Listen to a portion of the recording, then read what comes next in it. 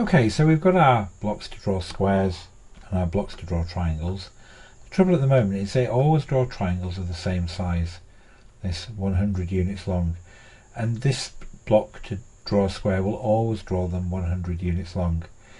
I might want different size squares, so maybe I need to create lots of different size blocks, but each of those blocks will be very similar to this, but just the size would be different.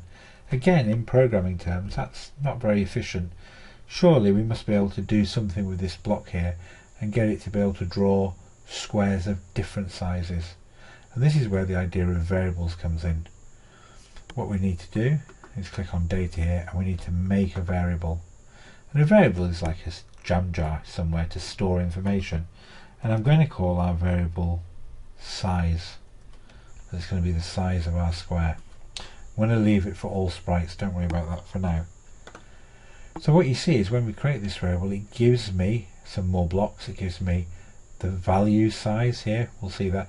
The little tick means it will show you what's stored in the jam jar, and it'll appear on the screen up here. If you don't want to see it, then you can just untick that box and it'll disappear. But we'll leave it up there for now. And it gives you some commands here to change what's stored in this variable called size. So it started with 0. And what we're going to do is we're going to use this command here to set the size. I'm going to set it to maybe 200 to start with. And when we run this bit of code now, remember the green flag is just with this, I'm going to press a code, you can see that over here 200 is now stored in size. So to actually use the variable, this is what we use here, the size, and I can take this size variable and drag it here and drop it into where I've previously typed 100.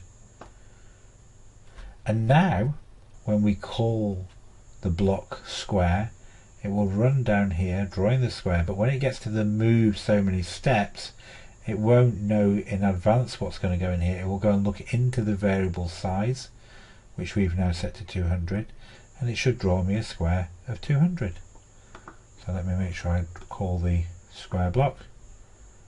If I run my code, oh, that was a much bigger square. Maybe that was a bit big. Maybe I'll make it 150. Run that program.